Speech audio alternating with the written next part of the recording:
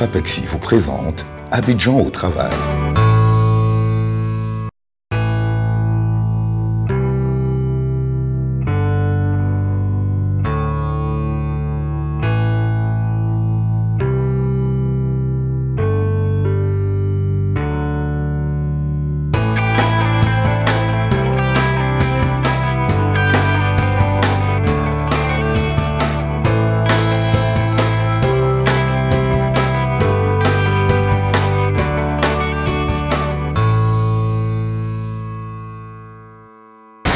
Henri Konabedié, les premiers piliers sortent de l'eau, les choses deviennent de plus en plus visibles. Votre magazine Abidjan au travail a décidé de consacrer ce numéro à ce vaste chantier. Présentation du projet, bienvenue à tous.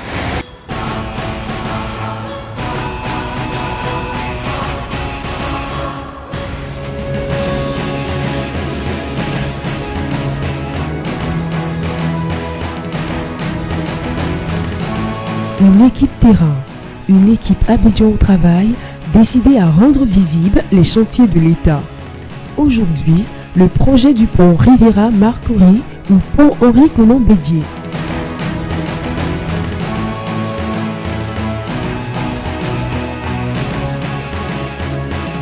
En raison de la quasi-saturation des deux ponts existants à Abidjan, due à l'explosion de l'urbanisme de cette ville peuplée de plus de 5 millions d'habitants, la création d'une nouvelle voie de liaison nord-sud à Abidjan est plus que nécessaire.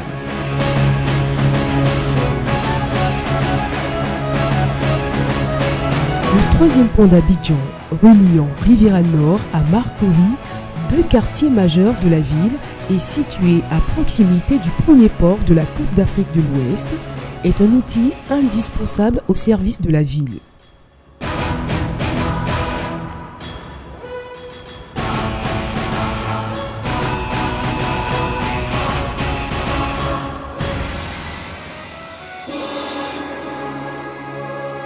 Long de 1500 mètres, ce pont de 2 x 3 voies aura une capacité de 100 000 véhicules par jour. Fondé à très grande profondeur, il constitue un investissement technique et financier important.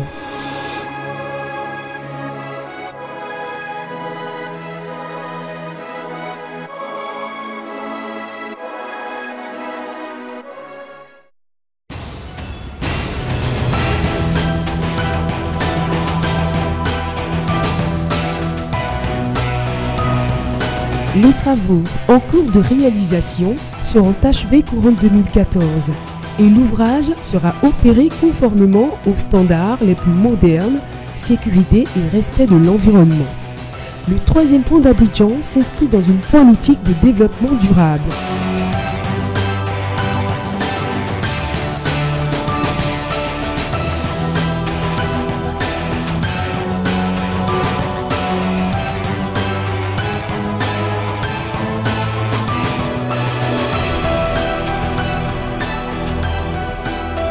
Le projet global part du boulevard de France au boulevard Valéry Giscard d'Estaing en passant par le pont Henri Konabedié.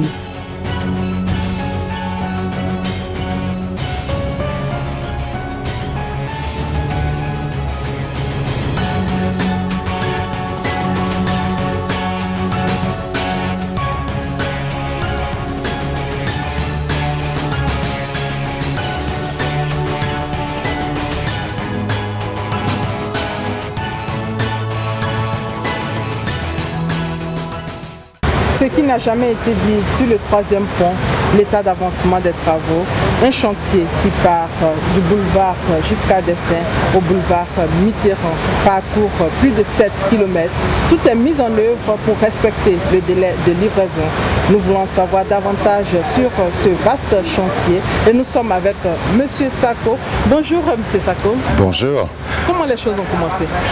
Écoutez, vous savez que c'est un chantier dont le projet est très ancien puisqu'il a 15 ans d'existence et aujourd'hui vous êtes vraiment en train de constater la réalité de la réalisation de ce projet et je vais vous en donner tous les détails sur toutes les phases de construction qui font l'ensemble de ce projet, comme vous l'avez dit, de Valéry Giscard d'Estaing au boulevard Mitterrand.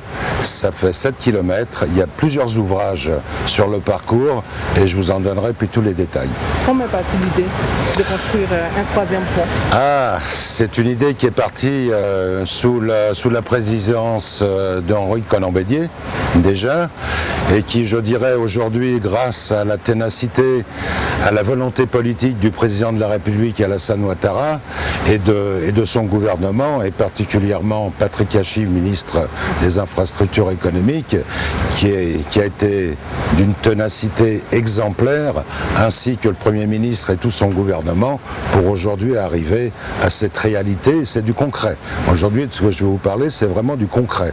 Ce n'est plus un leurre, c'est vraiment une réalité. Vous parlez de cette réalité, nous sommes sur une plateforme. Dites-nous ce qui se passe ici. Alors, aujourd'hui, on se trouve sur la plateforme de foration. C'est celle-ci qui fore les piliers du pont et ses fondations, dont vous pouvez voir déjà l'état d'avancement. Puisque exactement aujourd'hui, nous sommes au 31e pilier, c'est-à-dire la moitié, puisqu'il y en a 62 à réaliser. Nous sommes vraiment à 50% de la réalisation des fondations et des piliers de ce pont. Les Ivoiriens ne croient pas. Les Ivoiriens ne croient pas qu'il y a des piliers même qui sortent de l'eau. Grâce à vous et grâce à votre émission, ils pourront le constater, il suffit de regarder. Sur cette plateforme, on fait la foration, la préparation et le bétonnage des pieux. C'est vraiment l'opération de travail dédiée uniquement aux pieux. Il y a un groupe en face. Alors il y a un groupe en face, ils sont sur une opération qu'on appelle le dessablement, c'est-à-dire que le pieu est foré. Imaginez un puits qui a une profondeur de 80, 85, 90 mètres de profondeur, 2 mètres de diamètre, qui est rempli aujourd'hui de bentonite, qui assure l'étanchéité des parois du puits. En ce moment, on est en train de réaliser un dessablement, c'est-à-dire qu'on est en train de retirer le sable de la bentonite. D'accord. Et là ? Alors là, ce sont les équipes qui sont à la maintenance et à la surveillance de toute cette opération, de manière à ce que tout se passe bien et qu'il n'y ait pas d'incident. Ils sont prêts à intervenir au cas où il y aura un petit problème.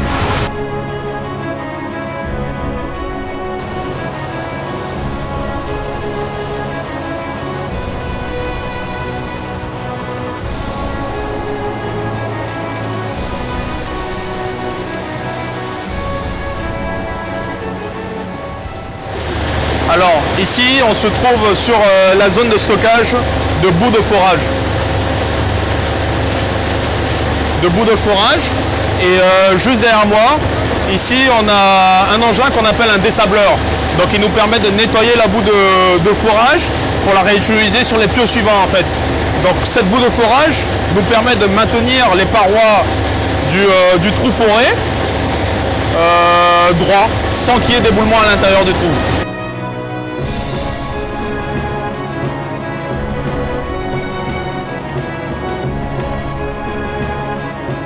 Il y a une opération de dessablement qui consiste à nettoyer le vide dans le puits qui est réalisé. La deuxième opération, vous la voyez en face de vous.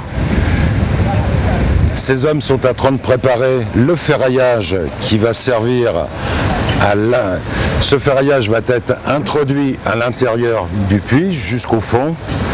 Ils sont en train de préparer les armatures, donc toutes ces armatures seront mises à l'intérieur de ce puits. Et la troisième opération, ça sera le bétonnage.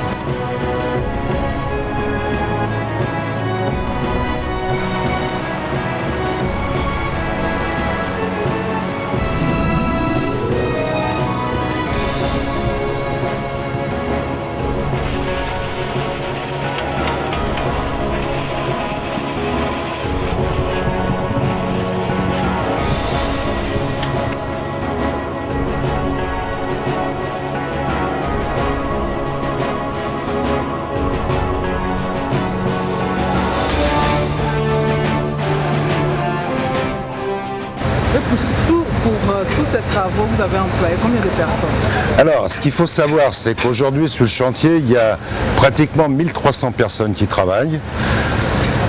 Tous les gens que vous voyez n'avaient pas forcément l'expérience de ce travail. Tout le monde a été formé. Tout le monde a été formé à un poste précis de travail. Et aujourd'hui, vous pouvez voir que les gens sont pratiquement autonomes dans leurs fonctions et dans leur poste de travail.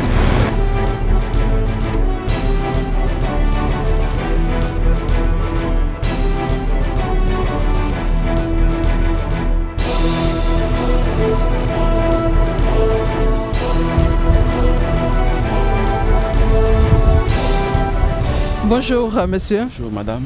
Votre travail ici consiste à quoi faire? Notre travail consiste à vérifier la qualité des armatures, c'est-à-dire les cages, les tuyaux, la soudure. On voit la qualité avant de les enfoncer dans le trou. Et avant de commencer ce travail, vous avez été formé? Oui, on a été formé sur la sécurité et sur un peu de tout concernant le manœuvrage, comment s'habiller, comment éviter le danger. On nous a formés sur tout ça là. Et la formation s'est passée ici? Oui, ça s'est passé ici.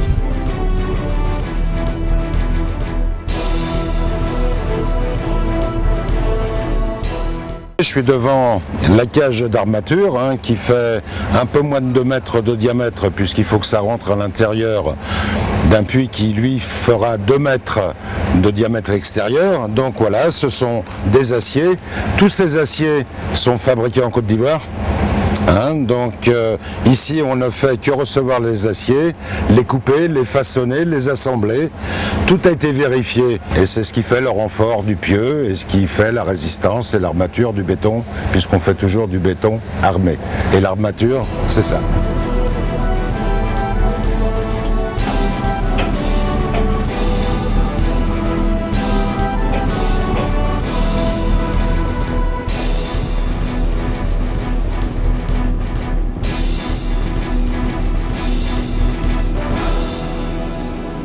Voilà, alors ça, donc là vous êtes devant une des pièces essentielles qui est un vibrofonceur qui sert, comme vous pouvez le voir dans sa position à l'arrêt, elle prend le tube acier et c'est elle qui l'enfonce par vibration dans le sol.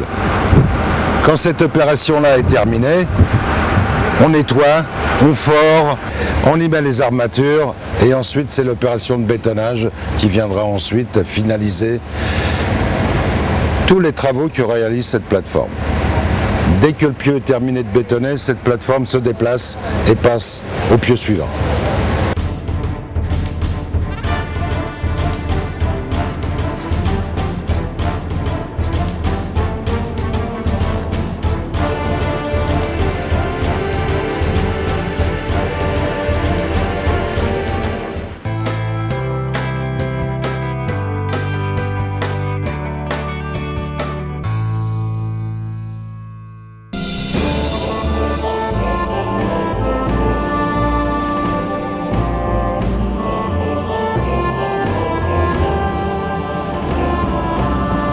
Bientôt, démarrage des activités du Fonds d'appui pour la promotion de l'épargne et du crédit en Côte d'Ivoire, FAPEXI.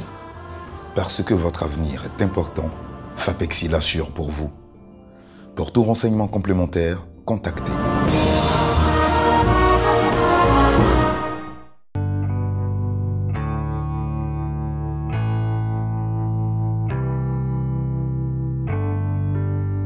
Les piliers du 3e pont visible.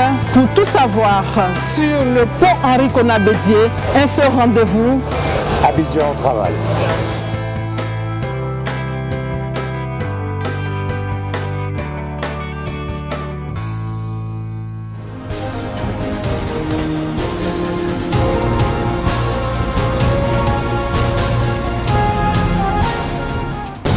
Bien, alors ici nous nous trouvons dans les bureaux qui est la première étape de la production qui consiste à y reçoivent les plans de ferraillage du bureau d'études. Les plans que vous voyez ici au tableau, c'est justement ce qu'on parlait tout à l'heure sur la plateforme de forage, c'est les plans du ferraillage des pieux. Tous ces plans sont décortiqués, chaque barre a son numéro, c'est ici que le décortiquage se fait, tout est étiqueté, tout est numéroté, et chaque barre qui va être sortie de la production qu'on verra après portera une étiquette. Et l'étiquette, c'est l'identification de l'armature qui ira constituer le ferraillage de l'ouvrage qui sera construit ultérieurement. Voici ici donc le bureau d'études. Ils reçoivent donc des bons de livraison. Après ça, ils établissent des bons de livraison que vous avez pu le voir qui chargent sur les camions. Et chaque camion est destiné à un ouvrage bien particulier. Voilà, et donc vous avez Evelyne, je vous présente Evelyne, qui c'est elle qui reçoit les plans, les nomenclatures, ce qu'on appelle les nomenclatures, c'est-à-dire qui donne exactement le détail de chaque élément, donc de chaque ferraillage. Elle prépare les étiquettes et ces étiquettes, elle les envoie ensuite à l'atelier qui produiront et fabriqueront les barres d'acier nécessaires à tous les ouvrages. C'est ici que se font toutes les étiquettes et que part tout l'atelier de ferraillage.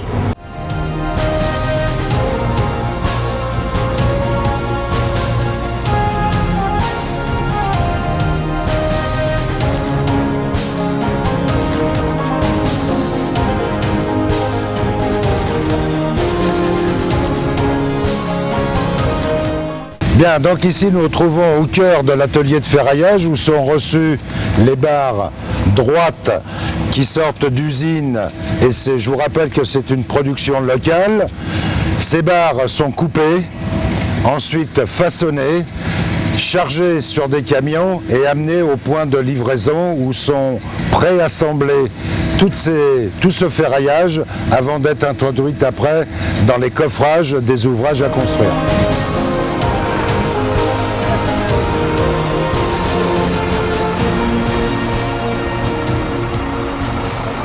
Alors, autre étape, c'est l'atelier de préassemblage des armatures. Donc vous pouvez voir ici et constater tout ce qui est prémonté avant d'être mis à l'intérieur des coffrages.